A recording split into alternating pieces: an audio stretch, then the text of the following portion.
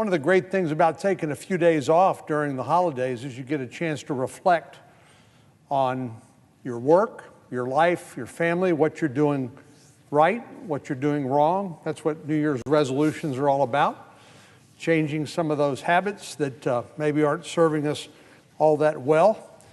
But it's also to sort of reflect on the work here in the Senate.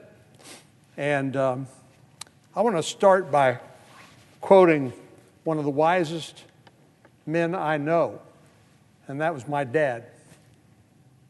My dad said, he had a whole list of aphorisms, most of which kind of embarrassed my brother and sister and me because they were so corny, but some of them were pretty shrewd and right on.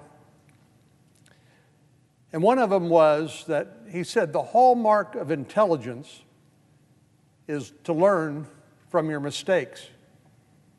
The hallmark of intelligence is to learn from your mistakes. And we are merely human, and we all make mistakes. We all acknowledge that.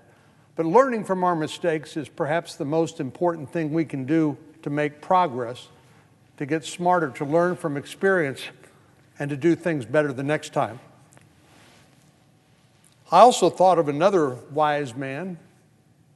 You might call him a genius, Albert Einstein, who supposedly said, and I can't vouch for this, but maybe it's apocryphal, maybe it's accurate. He said the definition of insanity is doing the same thing over and over again and expecting different results. Insanity is doing the same thing over and over again and expecting different results. I was reflecting on these two definitions of intelligence and insanity as I thought about the year past and our 50-50 Senate. In 2020, we had a historic election, no doubt. Our Democratic colleagues captured not only the White House, but the Senate and the House of Representatives. But what's so amazing about that is the lessons that they learned from that 50-50 election in the Senate and a bare majority in the House was very different from what I think historically people have come to believe that kind of message would send.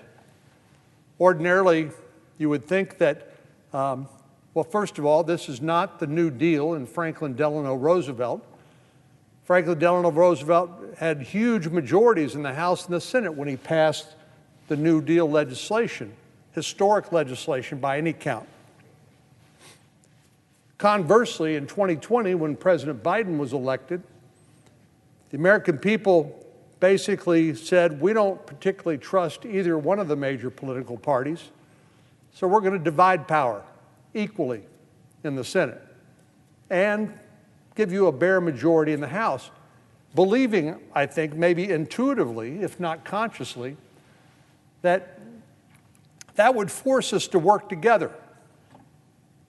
That's not necessarily the first instinct we have when we come here to the Senate or the Congress. We want what we want.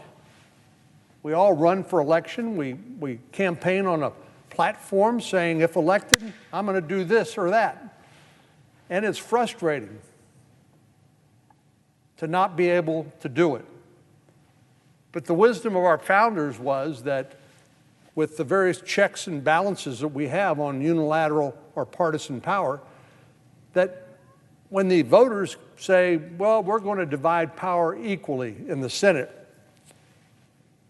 you would think the conclusion or the lesson that you would learn from that is what historically we've come to believe to be true, is that they believe we ought to work together and not try to do things on our own.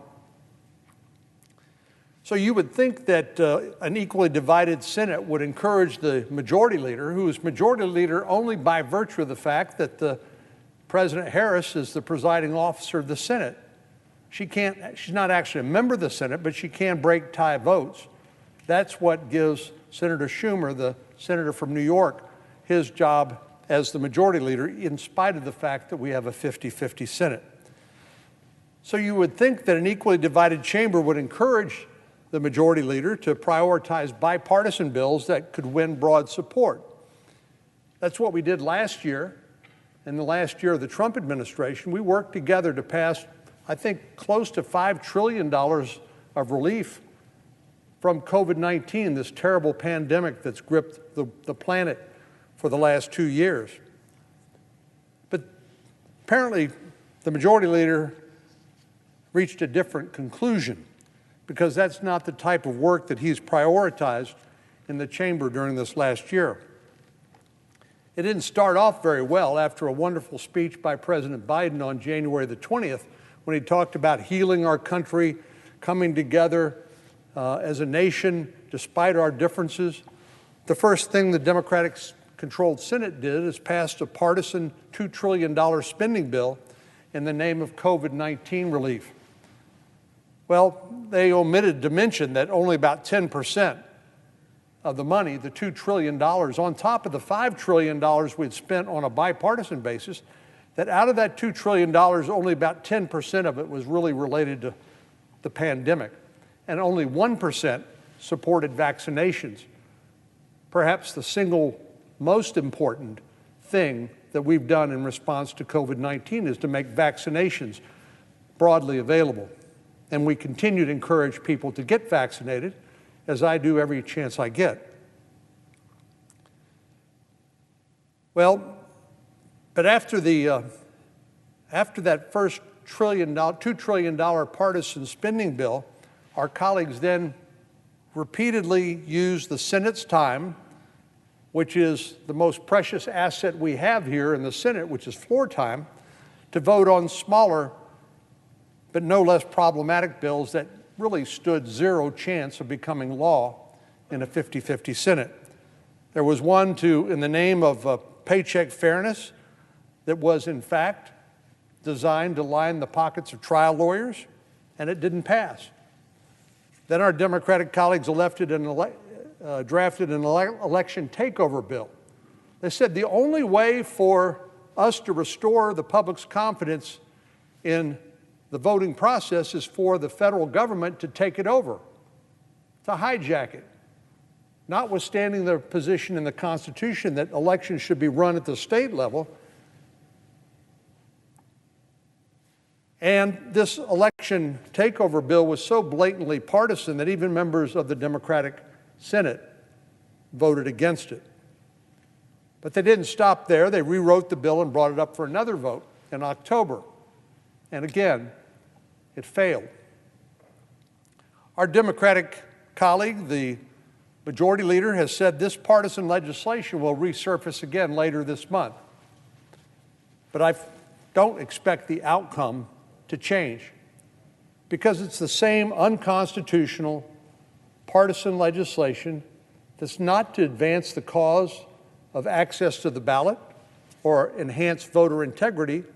It's designed to enhance Democratic prospects to win elections in 2022 and 2024. That's what it's about.